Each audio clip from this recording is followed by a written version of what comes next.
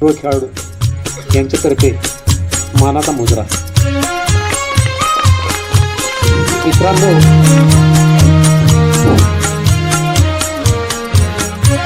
स्वराज्य जननी या शब्दाचा मुद्दाम मी इथे उल्लेख केला की एक 2-3 प्रसंग मी तुम्हाला सांगतो आणि 2 मिनिटात माझं मनोगत व्यक्त करतो की बघा, 15वे शतक संपत आले, 16व्या शतकाचा उदय होतोय. संपूर्ण हिंदुस्थानवर मुस्लिमांच्या 4-5 शाह्यांचं सत्ता होती आणि अशा या काळात त्यांचा जन्म 1598ला सिंदखेड राजा इथे झालेला आहे. वडील लोकोजीराव सरदार, त्यांचा विवाह अगदी 7व्या वर्षी त्यावेळेचे निजामशाही सरदार शहाजीराजे यांच्या जवळ झाला. आल्या सिंदखेड राजाहून वेरूळचे भोसले घराण्यात इथं नांदायला गेल्या. पण एक 2 प्रसंग सांगतो की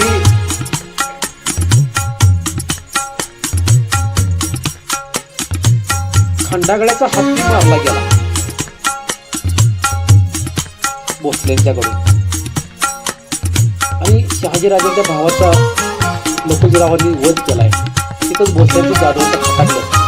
हा एक आघात.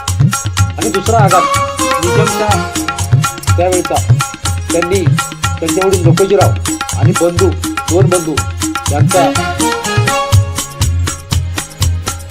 देवगिरी किल्ल्यावर केलेला खून. हे 2 आघात पचवून ही माऊली इकडे नांदायला आली.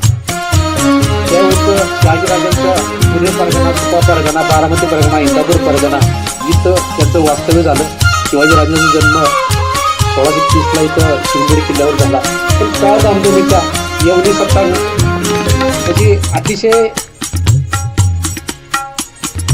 अत्याचारी असं चाललं होतं त्यांचं. आणि त्यात ह्या वावपिळी दिवा लावायला चाललेल्या बघा, पार्श्वभूमी फार मोठी.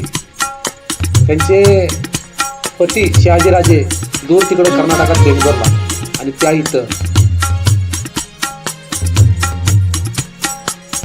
अजून एक आघात त्यांचं सांगतो की त्यांचे शहाजीराजांना कप्तानी तिथं अफजल खानने अटक केली कर्नाटकात. तो एक आघात. तसेच अफजल खानाने कप्तानी त्यांचे थोरले चिरंजीव संभाजीराजे जिजामातांचे त्यांचा वध केला. तो एक आघात. अशा स्थितीत त्यांनी बालशिवबाला घेऊन राज्य उभं केलं होतं ना. आपण म्हणतो की शिवाजीराजांनी 8व्या 9व्या 10व्या वर्षी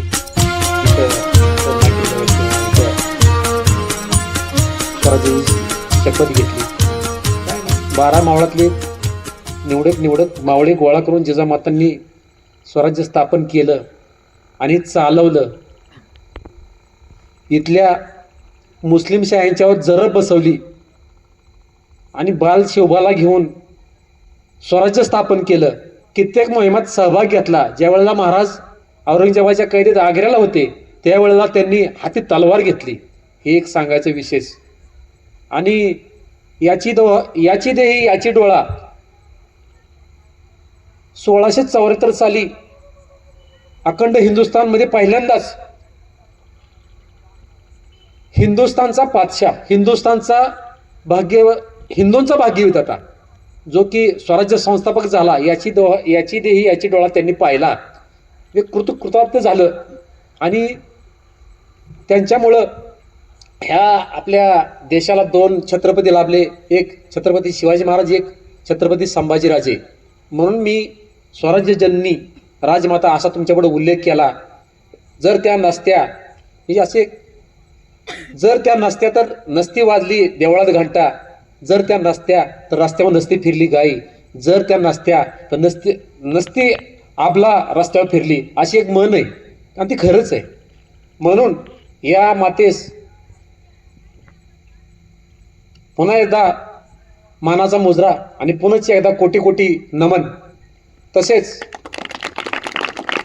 दुसरे एक महानविभूती नरेंद्र तथा स्वामी विवेकानंद यांनी सुद्धा पारतंत्र्याच्या काळात हिंदू धर्माचं जे काय पुनरुत्थापन केलं आहे त्यांनी त्याच्याबद्दल सुद्धा त्यांचा म्हणजे त्या काळचं तत्त्वज्ञान शिकागो येथे जाऊन भाषणात माय ब्रदर्स अँड सिस्टर्स बघा जगात पहिल्यांदा ते असं म्हटलं माझ्या अमेरिकेतील बंधू आणि भगिनींनो टाळ्यांचा कडकडाट म्हणजे असं भाषणाची सुरुवात कोण करत नाही आणि तिथंच ते अख्ख्या जगात स्टार ठरले बरेच फिरले जगात आणि बरेच जगात फिरत असताना त्यांनी हिंदू धर्माचं तत्त्वज्ञान भरपूर प्रचार आणि प्रसार केला आणि ठीक आहे महाराष्ट्राचं किंवा देशाचं दुर्दैव की अशा थोर विभूतींना जास्त आयुष्य लाभत नाही आजारपणातच मला वाटतं काहीतरी 37व्या-38व्या वर्षी त्यांचं निधन झालं आहे पुन्हा एकदा या थोर दोन्ही विभूतींना मानाचा मुजरा आणि माझे 2 शब्द संपवतो जय हिंद